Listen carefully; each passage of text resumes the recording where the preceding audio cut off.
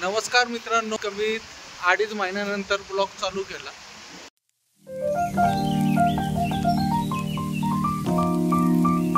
नमस्कार मित्रांनो, आजच्या नवीन ब्लॉगमध्ये तुम्हा सर्वांचं स्वागत। मित्रांनो, संध्याकाळचे 6 वाजलेत। आता आलोय आम्ही शिरवळ्याला। पंपामध्ये गाडी फुल करायला लावली। मागा कुंदन शेट बघा दिसतात। आज कमीत कमी 2.5 महिन्यानंतर ब्लॉग चालू केला। पाय माझा आता एकदम व्यवस्थित झाला। जी जखम होती ती आता पूर्ण बरी नाही झाली म्हणतायत, 80% बरी झाली। पण घरी बसून बसून मला एवढा कंटाळा आला होता, शेवटी आज गाडी भरली। 2-2.5 महिने कुंदन शेट वगैरेच गाडीवर जात होते आणि त्यांच्याबरोबर अजून एक कधीतरी नितीन शेट, कधीतरी केसुर्डीचे पप्पू शेट म्हणून होते। आले बघा मागं, दाढी बिडी वाढवायली, टाईट केली एकदम। आता सगळी दाढी गँग होणार। घरात बसून बसून वैतागलो होतो। सकाळपासून पाऊस चालू आहे। उशीर झाला आम्हाला निघायला। कुंदन शेटला RTOत काम होतं। आम्हाला पुण्यातच 4 वाजले। 4 वाजता मग स्वारगेटवरून बस पकडली आणि निघालो। आता इथं आलोय। शिरवळ्याला आल्यानंतर भोसले शेटनी आपले ट्रान्सपोर्टवाले त्यांनी गाडीपर्यंत सोडलं। आता मला वाटतं कंटिन्यू पाऊसच लागणार सगळ्या रस्त्याने आम्हाला। मागं बघा वातावरण एकदम मस्त झालं, डोंगर वगैरे सगळीकडं फटाकट झाले। गाडी पण आहे। आता निप्पाणीपर्यंत जायचं मित्रांनो। जरा कुंदन शेटला डाऊट आहे, जरा क्लचचा जरा प्रॉब्लेम आहे म्हणतात। कधी कधी मधूनच गाडी झटके देते। तर निप्पाणीला जायचं। सकाळी नितीन मिस्त्रींना दाखवू, बघू मग ते काय म्हणतात आणि काय नाही। तर चालू करू आपला प्रवास। 2-2.5 महिने मित्रांनो खूप म्हणजे खूप वैतागलो। म्हणजे आयुष्यातले सगळ्यात डेंजर दिवस। कारण की पायऱ्या लागल्यामुळं मला कुठं बाहेर पण जाता येत नव्हतं, घरातच बसून होतो। कुंदन शेट वगैरे गाडीवरून आले आणि बायचान्स जर पुण्यात 1-2 दिवस थांबले तेवढंच बाहेर पडायचो। त्याच्यानंतर अजिबात कुठं बाहेर पडलोच नाही। कंटिन्यू घरात बसून होतो। त्यामुळं असं झालं होतं की जसं मला जेलमध्येच टाकलं। पण आता निघालोय। आता बघू, संतोष नाही आला जरा या ट्रिपला, काहीतरी प्रॉब्लेम होता बहुतेक त्याचा, त्याच्यामुळं काय तो येऊ नाही शकला। तो डिझेल टाकी फुल करूया मित्रांनो आणि निघूयात लगेच। सुप्रभात मित्रांनो, सकाळचे 9:30 वाजले। निप्पाणीच्या पंपात आहे। रात्री 2 वाजता येऊन इथं झोपलो। आता 9:30 वाजले। मी उठलोय, फ्रेश वगैरे झालं। रात्री जरा आम्हाला उशीर झाला, कारण की जरा कुंदन शेटच्या वॉटरमध्ये जरा प्रॉब्लेम होता। त्यामुळं त्यांना बाथरूमला जायला लागत होतं। पण जरा व्यवस्थित आता साताऱ्यात आम्ही गोळी वगैरे घेतली, त्याच्यानंतर निघालो। आता थांबलोय पंपात। पाऊस मित्रांनो कंटिन्यू चालू आहे।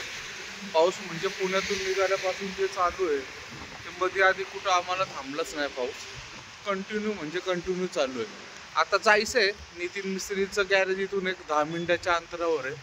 तिथं जाऊन जरा ते क्लच म्हणजे गाडी चालतच नाही, खूप जाम चालती। साध्या चढायला फार छोटा स्पेशल गेअर टाकायला लागतो। त्याच्यामुळं दाखवणं तर गरजेचंच आहे, नाही तर खूप वेळ जाईल। कारण की म्हैसूरला जायचं म्हटलं साधा चढ उतरचा रस्ता आहे।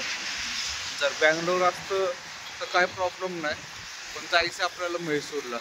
तर जाऊयात पहिले नितीन शेटच्या इथं। एक तर या पावसात काम करायचं म्हणजे नको वाटतं। म्हणजे कोणी असून दे, आम्ही असून दे, कुठलेही ड्रायव्हर असून दे, शक्यतो पावसाळ्यात गाडीचे कामं निघाले, साधं पंक्चर जरी निघालं तर नको वाटतं। कारण की राडा एवढा असतो सगळीकडं, त्यामुळं नको वाटतं। मागं वातावरण तर खूप मस्त झालं बघा। मागच्या साईडला, त्या साईडला आपली गाडी आहे। वातावरण खूप मस्त आहे, पण पाऊस का थांबायचं नाव घ्यायना। म्हणजे जोरात नाही, बारीकच पाऊस चालू आहे, पण कंटिन्यू चालूच आहे। कुठंच रात्री पण थांबलं नाही, रात्रभर पण चालूच आहे। तर जाऊयात मित्रांनो नितीन मिस्त्रीच्या इथं। मिस्त्री येतात 10:30-11 वाजता, निवांत असतं त्यांचं काम। तर निघत मित्रांनो गाडीतच बसलोय। कुंदन शेट फ्रेश होण्यासाठी गेलेत। पाऊस बघा कंटिन्यू चालूच आहे बघा। इथून पाणी वाढताना दिसतंय। टपावरचं पाणी सगळं पडत आहे. ह्या साईडने मला दार पण उघडत नाहीत, सगळं पाणी आत येतं.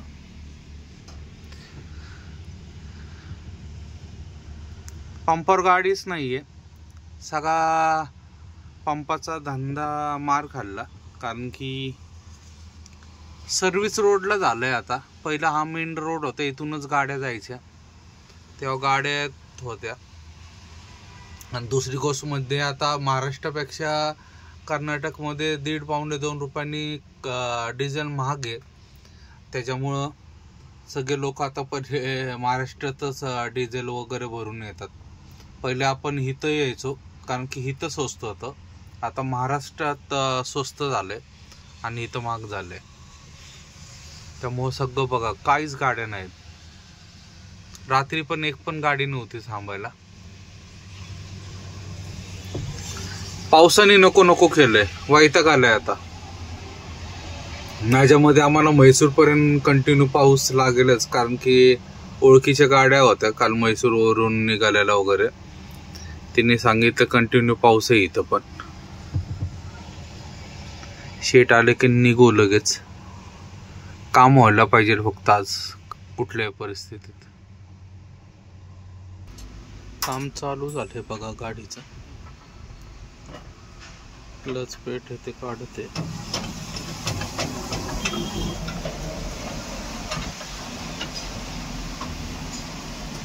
गाड्या लावलाय, गाड्यावर काढते.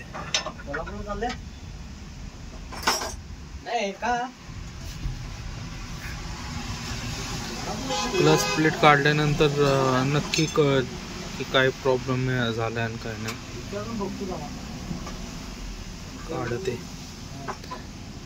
गाडा लावलाय तिथं खाली.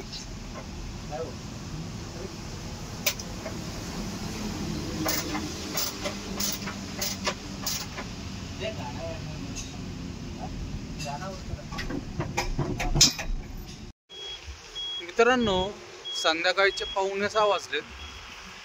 एक 10 मिनिटात म्हणजे 6 वाजेपर्यंत आपलं काम होईल. मग पुढं निघूयात. मागं गाडी बघा, सगळं इंजिनच गायब आहे तिचं. काम करत आहे. दिवसभर पाऊस चालू आहे. पाऊस काय थांबायचा नाव नाही आहे ना.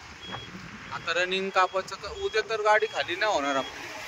आता बघू कंटिन्यू कुठपर्यंत जायचं आणि काय करायचं ते नक्की नाही सांगतायत. जेवढं जाता येईल तेवढं जाऊ, पण अंदाजे बंकापूरपर्यंत तरी जायला पाहिजे. आता परत पाऊस चालू झालाय. कंटिन्यू म्हणजे कंटिन्यू पाऊस चालू आहे. काय थांबायचं नाव आहे. 10 मिनिटात होईल काम.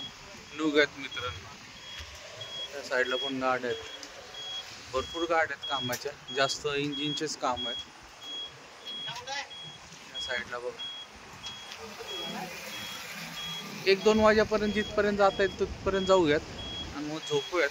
आणि उद्या रात्री 8-9 वाजेपर्यंत म्हैसूरला पोचवा असा अंदाज करूया. पण निघूयात मित्रांनो. आता परत पाऊस चालू झालाय कारण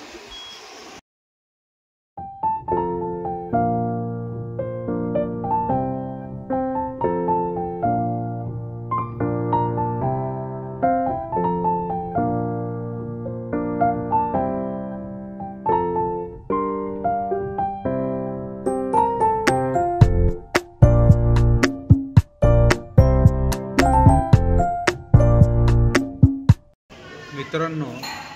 रात्रीचे 10:30 वाजले. आता पोचलो आम्ही मुल्ला हॉटेलच्या इथं. जेवण करायसाठी थांबलो आहे, कारण की कंटिन्यू पाऊस आहे. पाऊस काय थांबायचं नावच घेणार. पण आता जिथपर्यंत जाता येईल तिथपर्यंत, पण बंकापूरपर्यंत तरी शक्यतो जाणार. गाडीचं काम झालं आहे आता व्यवस्थित, त्यामुळं काय प्रॉब्लेम नाही तर गाडी चालतच नव्हती. सगळं काम झालं आहे. निघालो तिथून 6 वाजता. मध्ये आधी कुठं थांबलो नाही. फक्त तरगीच्या टोनाकर चहा वगैरे घेतला. त्याच्यानंतर डायरेक्ट इथं आला. तर जेवण करू आणि निघूयात. पप्पू पण येतो. पप्पूची गाडी आता तिन्हीच्या टोनाकर आहे. बघू आता तो कुठपर्यंत येतो. आम्ही रात्री बंकापूरला झोपणार आहे. तर जर कंटिन्यू आला तर येऊ शकतो, पण तो एकटाच आहे. आम्ही दोघं आहे, त्याच्यामुळं प्रॉब्लेम आहे. एकटा म्हणजे ओम आणि तो आहे. पण चालवणारा तो एकटाच असल्यामुळं जरा प्रॉब्लेम येतो का नाही काय माहिती. कारण की पाऊस आहे ना कंटिन्यू म्हणजे कंटिन्यू आहे, कुठंच थांबलं नाही. आत्ता जरा थांबलं आहे, आता बघू पुढं काय होतं आणि काय नाही. तर जेवण करून मित्रांनो निघो. आणि आजचा हा व्हिडिओ इथंच समाप्त करतो. व्हिडिओ आवडला असेल तर लाईक, शेअर आणि सबस्क्राईब नक्की करा. शुभरात्री. जय महाराष्ट्र. जय हिंद.